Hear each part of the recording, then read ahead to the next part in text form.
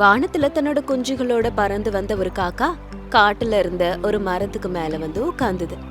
அப்போ கிளைமேட் ரொம்ப நல்லா இருந்ததால தன்னோட குஞ்சுகள் கிட்ட அந்த காக்கை, இங்க பாருங்க பசங்களா, இயற்கை எவ்வளோ அழகா இருக்குன்னு. இந்த இடம் எனக்கு புதுசா இருந்தாலும் பழகின மாதிரியே இருக்கு. நான் குழந்தையா இருக்கும்போதே அம்மாவை விட்டு பிரிஞ்சிட்டேன்.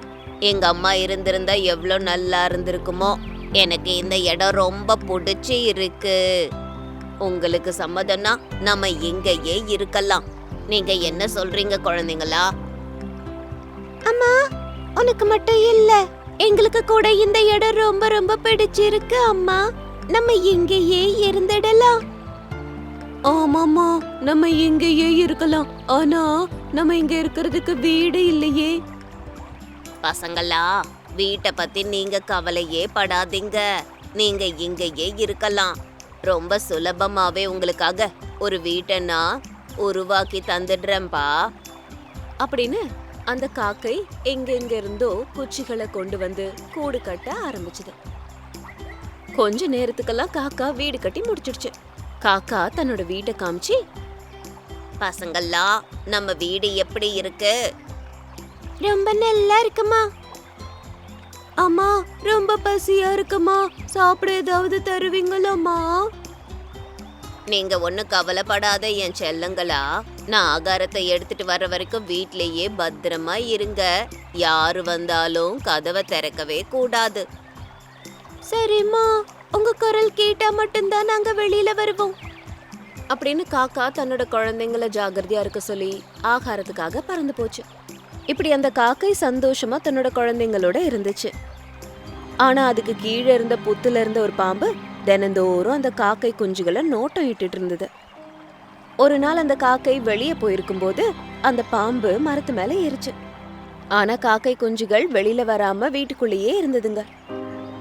இப்படி தினந்தோறும் அந்த பாம்பு காக்கை குஞ்சுகளை சாப்பிட போச்சு.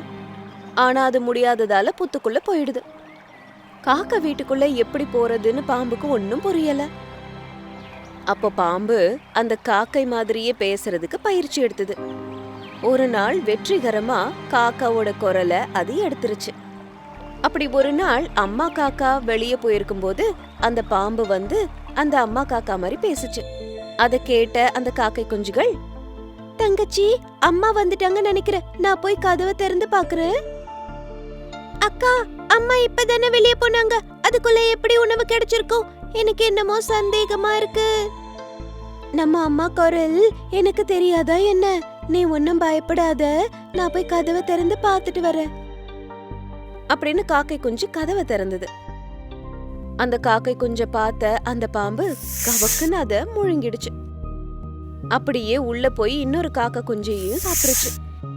போகும்போது அந்த பாம்பு, ரொம்ப நாள் கழிச்சு நல்ல சாப்பாடு அப்படின்னு சொல்லிட்டு அங்கிருந்து போயிடுச்சு. கொஞ்ச நேரம் கழிச்சு அம்மா காக்கா வந்து குழந்தைங்க எங்கன்னு தேடுச்சு.